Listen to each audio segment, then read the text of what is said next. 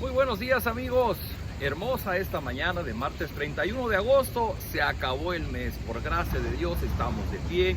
Seguimos meditando en las enseñanzas de la Biblia y estamos compartiendo con ustedes. Somos su Iglesia Cristiana Península Viva, tratando de ser bendición a sus vidas. Y hoy terminamos el mes y terminamos el capítulo 11. Estamos viendo el octavo caudillo, el octavo juez, el octavo líder que Dios levantó una vez más para liberar a su pueblo frente a un pueblo pagano como los eran los amonitas.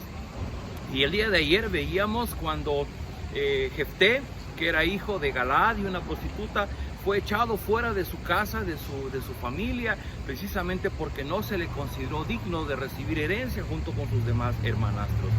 Y pasado el tiempo, los mismos de Galaad fueron a buscar a Jefté para decirle: oye, ven, ayúdanos para pelear contra los amonitas. Y en un diálogo que se da con ellos, finalmente Jefté acepta.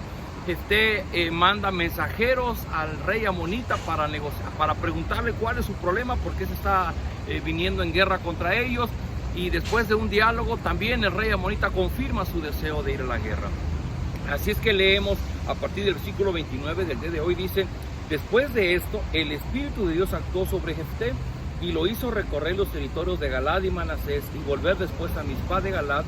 De allí Jefté fue al territorio de los amonitas, en donde le prometió a Dios: si me das la victoria sobre los amonitas, yo te ofreceré como sacrificio a la primera persona de mi familia que salga a recibirme. Jefté cruzó el río para atacar a los amonitas y Dios le dio la victoria sobre ellos.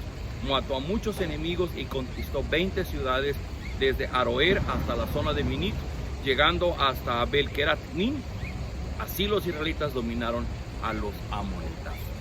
Una vez más, Dios usa a una persona para sus propósitos.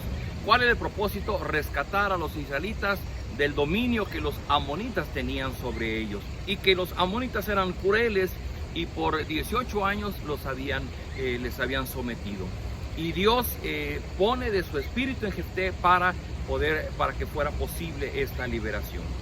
Y Dios le da la victoria definitivamente a Jefté. Y lo interesante, el pasaje viene enseguida, que bueno, pareciera que nos da un poquito de confusión, pero vamos a tratar de encontrar una respuesta a esto. Dice que Jefté le prometió a Dios que si Dios le daba la victoria, cuando él regresara victorioso de la guerra y llegara a su casa, la primera persona que saliera a recibirle, Jefté la ofrecería en holocausto. Y uno lo lee en la Biblia y dice: ¿pero esto es posible? Bueno, hay que aclararlo. No fue algo que Dios le pidió y es algo que Jefté está ofreciendo, y podríamos decirlo claramente, contra la voluntad de Dios. ¿Por qué? Porque uno de los mandamientos es: no matarás. Y si leemos, bueno, como hemos leído el Éxodo y Levítico, en ninguno de esos mandamientos Dios pedía la vida de una persona ofrecida en holocausto. En ninguna. En muchos casos eran merecedores de la muerte por infringir la ley de Dios, pero nunca Dios pediría una persona en holocausto para adorarle, para rendirle culto, como lo estaba haciendo Jefté. Y dice el pasaje que cuando Jefté regresó a su casa en Mizpá, su única hija salió a recibirlo bailando y tocando el pandero. Aparte de ella, Jefté no tenía otros hijos, así que se llenó de tristeza al verla y rompió sus ropas como señal de desesperación. Lo que resalta en este pasaje es que Jefté, aun cuando era un hombre valiente, que era un hombre que conocía algo de la historia de su pueblo, pero es un hombre que desconocía totalmente la ley de Dios.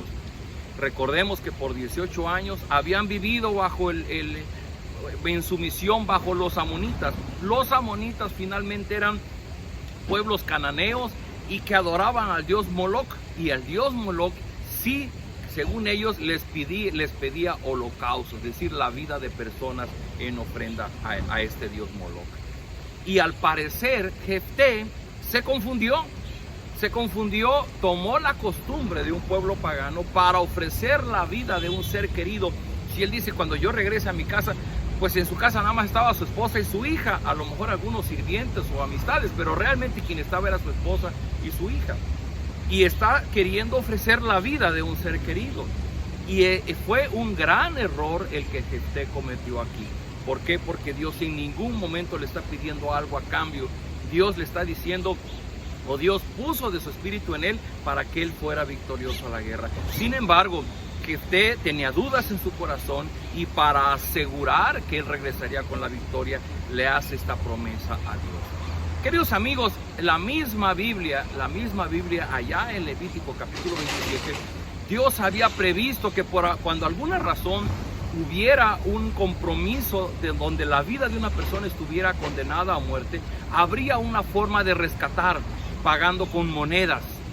Y el ofrecimiento que hizo Jefté, se había equivocado, tenía un remedio, y ese remedio era poder redimirla pagando un precio por su vida ante el sacerdote.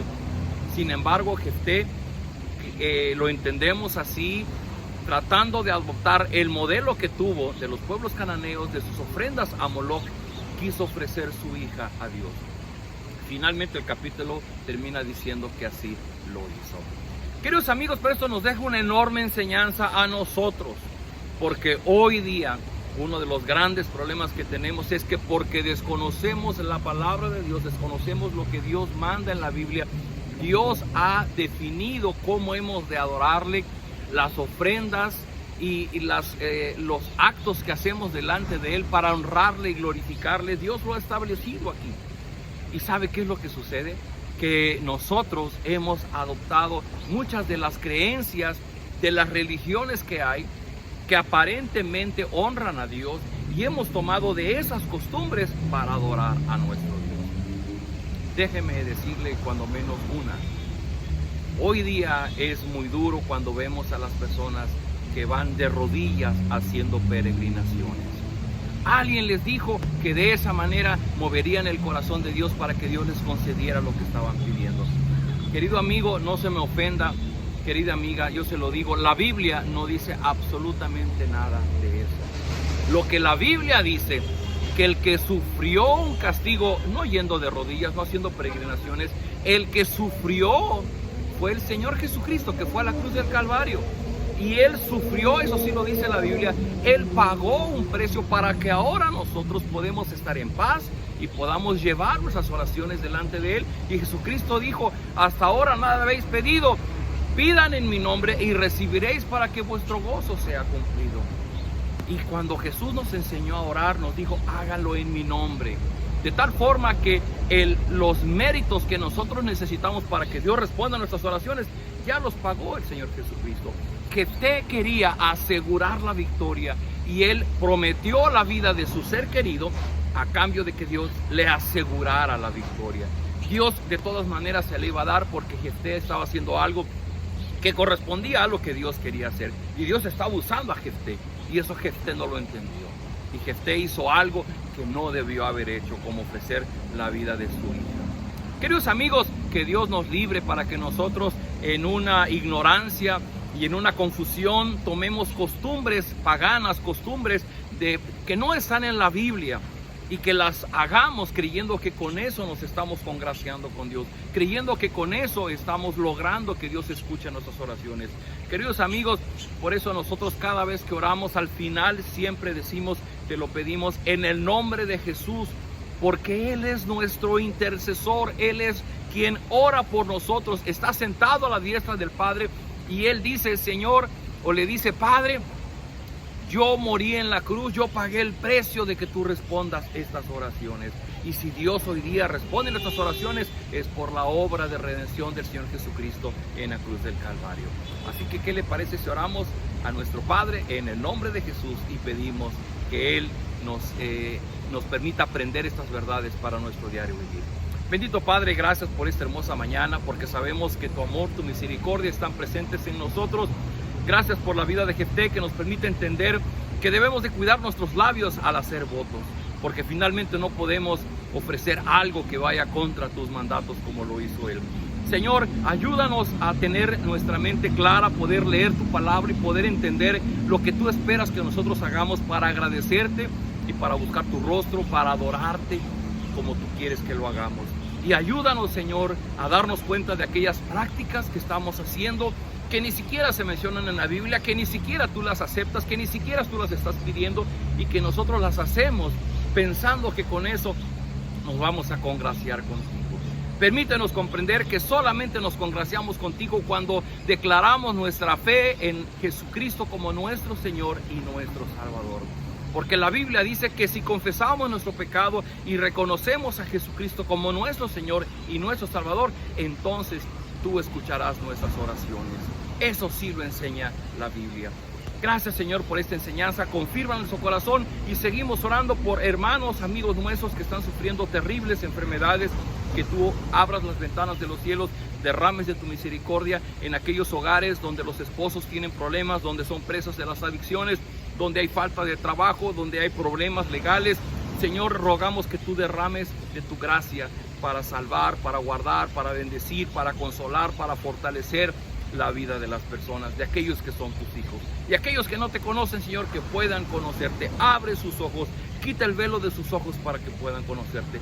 Todo esto lo rogamos, lo pedimos en el único nombre, en el nombre del Señor Jesús, nuestro Señor y nuestro Salvador. Oramos, amén. Queridos amigos, pues estas son enseñanzas de la Biblia. Yo le ruego a Dios que esto sea de bendición a su vida.